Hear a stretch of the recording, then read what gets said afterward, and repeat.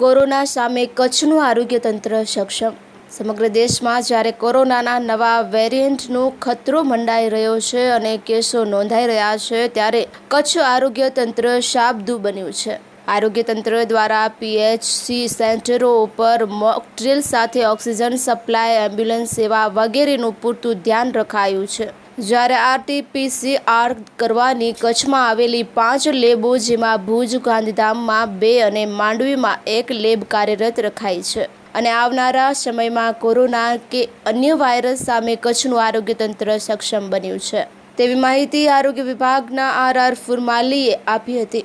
કચ્છ જિલ્લાની અંદર આપણે જ્યારે ફર્સ્ટ કેસ આવ્યો ચેન વેરિયન્ટનો, ત્યારથી જ આપણે વિજિલન્ટ થઈ ગયા હતા. દરેક પીએચસીની ઉપર viral transport media plus antigen જે કીટ હોય છે, રેપિડ એન્ટીજન કીટ, એ બધી જ જગ્યાએ આપણે પ્રોવાઈડ કરી છે. સાથે સાથે RT-PCRની જે લેબ છે, 5 લેબ, એમાં ભુજમાં 2 છે, માંડવીમાં 1 છે, ગાંધીધામમાં 2 છે. બધી જગ્યાએ આપણે એક્ટિવેટ કરેલી છે. સાથે સાથે PSA પ્લાન્ટ જે છે એ લોકોનું આપણે મોક ડ્રીલ કરેલું છે કે PSA પ્લાન્ટ બરાબર ચાલે છે કે નથી ચાલતા. એની મોક ડ્રીલ જે 22 PSA પ્લાન્ટ છે એનું આપણે કામગીરી બરાબર સુચારુ રૂપથી ચાલે છે કે નહીં એ આપણે જોઈ લીધું છે. ઓક્સિજન બોટલ દરેક જગ્યાએ આપણે આપેલો છે.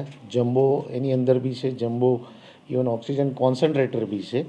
સાથે સાથે ઓક્સિજન વેન્ડરના જે સપ્લાય છે એ લોકોને બી આપણે માહિતી રાખી છે કે જ્યારે જરૂર પડે ત્યારે એ લોકોનો ઉપયોગ આપણે કરી શકીએ. સાથે સાથે અને આપણા જે સિલિન્ડરો જે છે એની અંદર કોઈ પણ તકલીફ થાય, એમ્બ્યુલન્સ ખાસ કરીને, તો એમ્બ્યુલન્સમાં જે ALS ને BLS આપણી એમ્બ્યુલન્સો છે એ બધી જ કાર્યાન્વિત હોય, ઓન રોડ હોય, બરાબર હોય, એ પણ આપણે જોયું છે. સાથે સાથે વેન્ટિલેટર અને બાયપેપ, પછી સાથે સાથે જે હાઈ ફ્લો નાઝલ કેન્યુલા છે, એ બધી વસ્તુઓ, સાથે સાથે બાયોમેડિકલ એન્જિનિયર કે કોઈ પણ જગ્યાએ કોઈ પણ વસ્તુમાં તકલીફ ન પડે એ માટે બાયોમેડિકલ એન્જિનિયરના મોબાઈલ નંબર ને એ બધું પણ આપણે હેન્ડી રાખ્યું છે.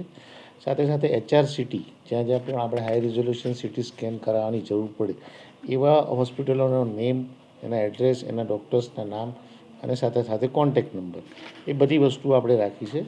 એટલે લોજિસ્ટિક જે પણ આપણે જોઈએ એ બધી વસ્તુઓ આપણે અત્યારે તૈયારી રાખી છે. આપણે ન કરે નારાયણ કદાચ કુદરતનું કેર વરસે આપણી પર, તો આપણી પૂરી તૈયારી છે કે આપણે કોરોનાને આપણે માત કરી શકીએ.